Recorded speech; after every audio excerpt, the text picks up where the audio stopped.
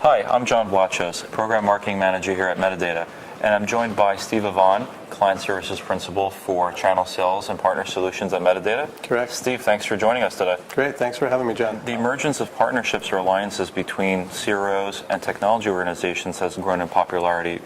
Why do you think that is, and do you see that trend continuing? Right, so 3 or 4 years ago, that was really unheard of, that strategic partnerships would take place between software vendors and CRO organizations.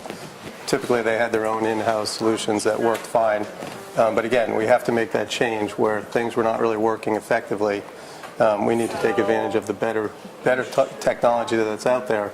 And to do that, we need to align strategically with the CRO organizations and the vendors. Well, I think that plays on your point with the interoperability of systems. I mean, if a CRO is developing their own system in-house, then it's less likely to be able to integrate to other systems too, right? Correct. They work well with their own systems, but it's such an open marketplace out there now. We need to have access to lab data. We need to have IVR data. We need to, open that architecture. If you have pro issues, we'd like to pull that in as well.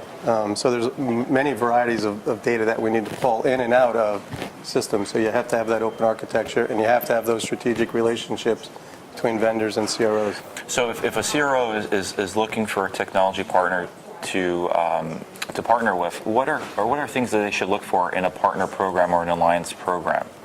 Well, a couple things. One, obviously, is the technology. You want to make sure that the technology is sound, that you're going to work with, that the organization is going to be there 5 or 10 years from now, because we know we have these multi-year mega trials that run, and you want to have that long-term support. You also want to be in a partnership with someone that's going to work with you, not just turn over some software, train you once, and then walk away and say, there you go.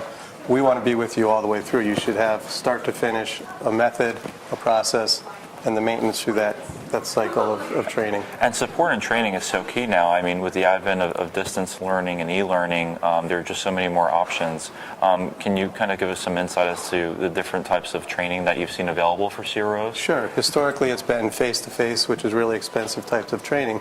In some cases, you still need to do that. But we've really been able to take advantage of e-learning, as you mentioned, webcasts that are out there now, and also podcasts where we can record sessions that are being trained. We can record that and then replay them back at any point so others can learn and continue to learn as people transition through the organization. And help these life science organizations reduce costs and exactly. and reduce timelines and hopefully avert some risks. So, correct.